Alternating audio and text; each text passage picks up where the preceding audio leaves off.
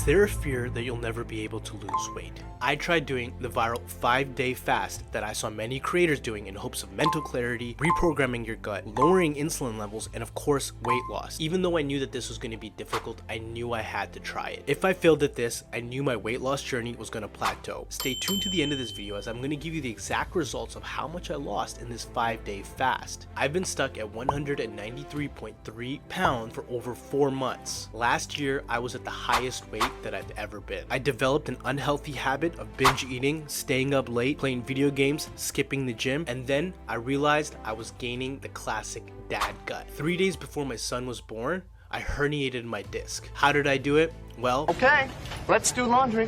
I was doing laundry because my wife, who was 9 months pregnant, obviously couldn't. So as I bent down to pick up the laundry, my back went out. I was in so much pain. Here's the kicker. When we were in the labor room, I could barely stand. I couldn't even move, but I couldn't say anything because I couldn't let anyone know that I was in pain while my wife was giving birth. But because of that, the pain only got worse. Because in those initial stages, I wasn't able to recover my back. It only got worse from there. At this point, I was close to 250 pounds. This was the heaviest that I've ever been. I knew I had to make a change. I had let myself go. Growing up, I was never this heavy and I always tried to take care of myself. But because of health reasons and just getting lazy at the end of it, I knew that I had to make a change. So in the video today, I'm going to be going over my 5-day fasting challenge, how I completed it, how the 5 days were, and if you should try it. So going on a 5-day fast, you might think it's easy because really at the end of the day, all you're doing is not eating. But let me tell you, it's much tougher than that. You need to be mentally prepared. Going even 1 day without food is tough. Going 5 days without food is mentally challenging, not only on yourself, but your family around you. And it's draining in terms of your energy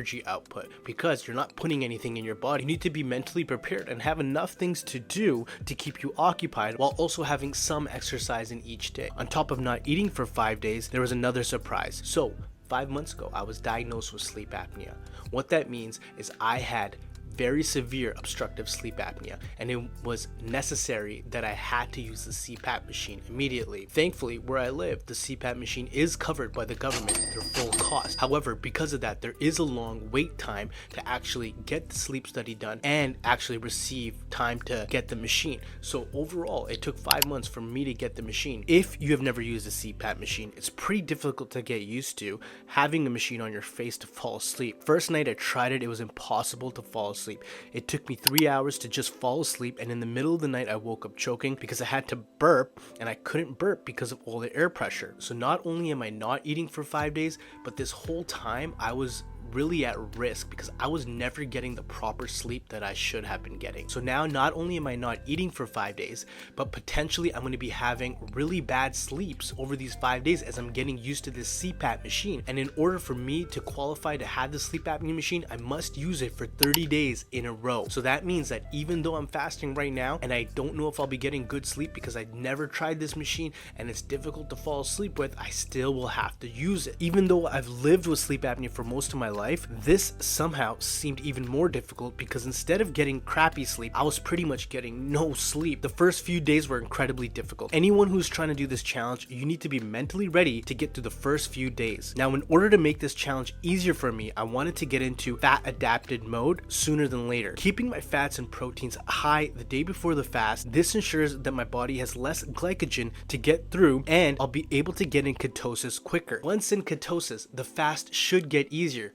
Or so they say. So on day 1 of the fast, I made sure to keep myself busy. I tried to do as much cooking, gardening, lawn work, helping the family, anything that I possibly do to keep busy. Throughout the whole 5-day fast, I ensured I went walking as much as possible. Walking has incredible health benefits and any extra calories I could burn would help me. Toughest part about day 1 was at the 24-hour mark when you're supposed to be eating and your body gets so hungry. Your body just knows that it's time to eat and it's just sending all these hormones throughout your body to anticipate you eating, and what ends up happening is that's what triggers your hunger. So what is that mechanism mechanism that actually makes you start feeling hungry. That's called ghrelin. Ghrelin is secreted by the gastric cells in the stomach. It's high in a fasted state, however, it decreases after food intake. It preps the stomach to get ready for the meal. So if you're eating typically around dinner time, this is when your body will start to secrete the hormone. Same thing if you're someone who typically eats breakfast, you'll notice right before the time you typically eat breakfast, your body naturally will start feeling hungry. This is because of the hormone ghrelin. After a few days, this hormone will start to taper off as it understands that you're actually using your fat in your body to propel yourself. So on day 2, I had to get my CPAP machine. I went into the store, and this is where the specialist explained to me how the CPAP machine works, set the correct air pressure for me, and explained really just how to put the mask on, how to keep it clean, and what the purpose of it was for. She also went over my report and told me that because my sleep apnea was so severe, I really needed to be using this mask because it can cause many conditions, heart conditions specifically, and can lead to heart attacks. When I left there that day, I was nervous. That night, I had difficulty just putting my mask on. I spent 2 hours watching a movie wearing the mask just so I could get used to it. I woke up multiple times during the night to adjust the mask. My sleep was a disaster. The next morning, I woke up, all I wanted to do was just eat a big breakfast. I felt such low energy because I had such a bad sleep that I wanted to call it quits on this fast. Luckily, I'm taking time off work and my son was awake, so I was able to get him and take him for a walk. And during that walk, I stopped and got some black coffee, which helped me wake up and suppressed my appetite. After the walk, I came home and drank a lot of water and decided to start working outside to keep my mind off. This is when I realized my energy levels were dropping. It was really hot outside. As I was gardening, getting up and down,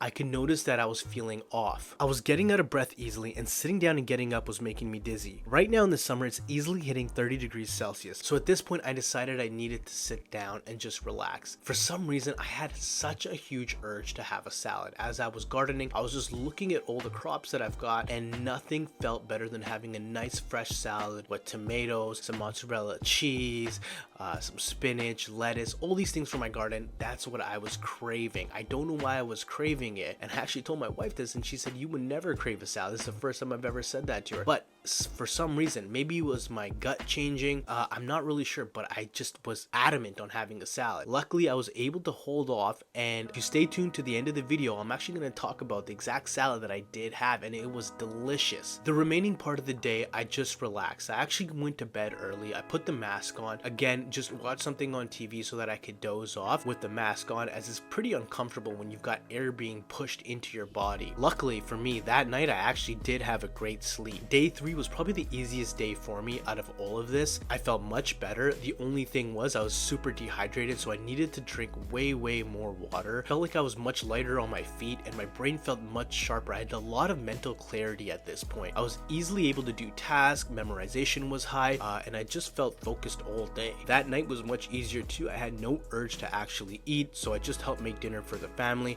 which is great. So that's one of the perks of fasting. You're able to actually help around the house much more. So that night I went to sleep again with my CPAP machine. However, this time it felt like the pressure just was not right. I kept waking up in the middle of the night and it felt like I was choking. It was so scary. But do you know what's actually scary? Is living with sleep apnea, as you can actually be choking in your sleep and not notice it. CPAP, for those of you who don't know, stands for continuous positive airway pressure. Roughly 8 out of 10 people with sleep apnea are undiagnosed. So how many people have sleep apnea? Recent estimates suggest nearly 1 billion people have sleep apnea worldwide, with 936 million cases of obstructive sleep apnea alone. US officials estimate more than 30 million Americans are affected, though the majority are underdiagnosed. Statistics for the United States. According to the American Medical Association, it is believed that more than 30 million people have sleep apnea in the US. It's estimated that at least 9% of the US population has a sleep breathing disorder. It's believed that there are nearly 24 million cases of undiagnosed sleep apnea in the US alone. Only 6 million cases have actually been diagnosed in the US. In the United States, sleep apnea is as common as diabetes and more common than asthma. Now, I'm going to give you some statistics about about Canada as well. In Canada, over 1 in 4 adults, 26%, was at a high risk of obstructive sleep apnea. Now that's a shocking number, both for US and Canada. These are shocking numbers. Now overall, individuals who have sleep apnea also suffer from a lot of chronic conditions, or because of sleep apnea can eventually suffer from these conditions and are much more likely to suffer from these conditions. Compared to the general adult population, Canadians adults who reported being diagnosed with sleep apnea were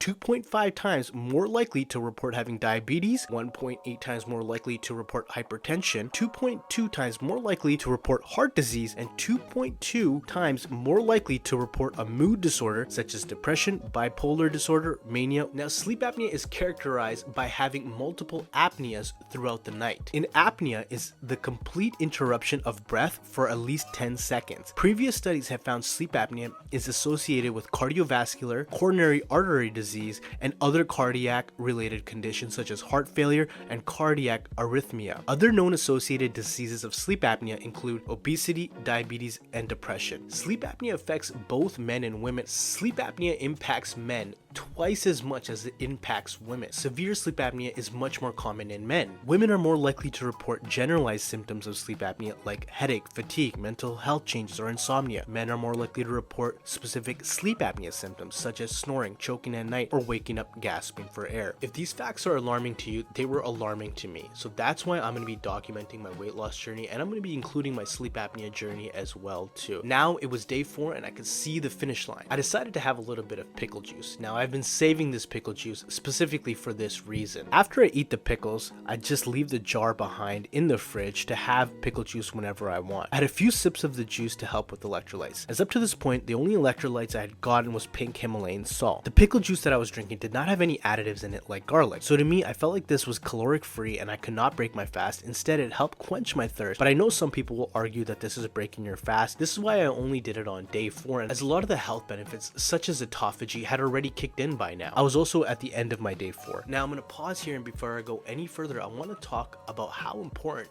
that first meal is. So after not eating for 5 days, you're about to have your first meal, and it needs to be set up perfectly so that you're not going to ruin your system. There's a lot of things that can happen and go wrong if you're not eating your first meal accurately. Trust me, I've gone through this, and I want to make sure that you're not going to go through the same thing that I did. Now there's few reasons why I find it important. The biggest reason being you don't want to upset your stomach. You don't want to be having an emergency when you're out somewhere in public and you have to run to the bathroom because you just had an accident. Oh, I shit my pants. The stomach and intestines have not been working for the better half of 5 days, so you need to ease into food. And the food that you put into your system needs to be good. Otherwise, your body's going to reject it and it's coming out one way or the other. What you eat is critically important here. I'm going to give you a breakdown of exactly how my meal went. But to give you a high-level overview, you want something that your body will break down easily and will go to nourishing your body. A broth should be the first thing you have, something with solid protein content. The next thing should be eggs. I'm a huge believer in eggs being the best food for us. Eggs are packed with nutrients and high in protein and good fats. Again, to help your body get the nourishment it needs after 5 days of not eating. It's going to be crucial that you utilize these fats and proteins immediately. So that's why bone broth and eggs is the best thing that you can have when you're easing into food. You also need to remember your insulin levels will be so low, so it's best not to spike them and to slowly introduce sugars and carbs back in. After broth and eggs, then you go into your larger meal. So as promised, I'm going to break down my meal and what I ate to break my 5-day fast. Bone broth. This can be either homemade or bought from the store. I use both interchangeably. 4 eggs and 1 full avocado. This will get you your fats and your proteins. With a little bit of salt and pepper, it's absolutely delicious. Then I had a large salad from my garden. This included mustard greens, onions, lettuce, spinach, beet leaves, chickpea salad, tomatoes, all from my garden. I added walnuts, raisins, green apple, some breadcrumbs, and used balsamic vinegar as a dressing with some mozzarella cheese shredded on top. After the salad, my wife made homemade protein naans with butter chicken I had picked up the day before. Now after the meal, I went for a 30-minute walk with my family. I tried to do this as much as possible, but after every meal, I try to do a 30-minute walk. Now, here's time for the results. So how much weight did I actually lose on this 5-day fast? Even though I only lost 1 pound under my previous lowest weight, I feel like this may have broken my plateau. I continue to stick to 1 meal a day after this 5-day fast. My goal is to get to 180 pounds. I'm now 12.5 pounds away. So far in this journey, I've lost over 60 pounds in 7 months, with my maximum weight being 255 pounds. I hope if you're watching this and deciding on doing a 5-day fast or not, you'll be able to take something away. I recommend doing a 72-hour fast before you do a 5-day fast. I also recommend that you're doing some sort of intermittent fasting, preferably OMAD, which is 1 meal a day. This way you're going to be much easier fat adapted, and going into a 5-day fast. If you're somebody who's been eating carbs or who's just been eating 2 to 3 meals a day with no rhyme or reason, and you're not doing intermittent fasting and you want to go into a 5-day fast, it's not going to be easy for you, and I don't recommend it. I recommend that you start with at least 1 meal a day. If you can't do 1 meal a day, maybe you're doing a 4-hour window or a 6-hour window, but then you're going to try doing a 48-hour fast and then a 72-hour fast. And then once you've been able to complete a 48-hour fast and a 72-hour fast, that's when you should pre-prepping for a 5-day fast. Don't go right into it. If you actually want to learn a little bit more about fasting, click this video right here.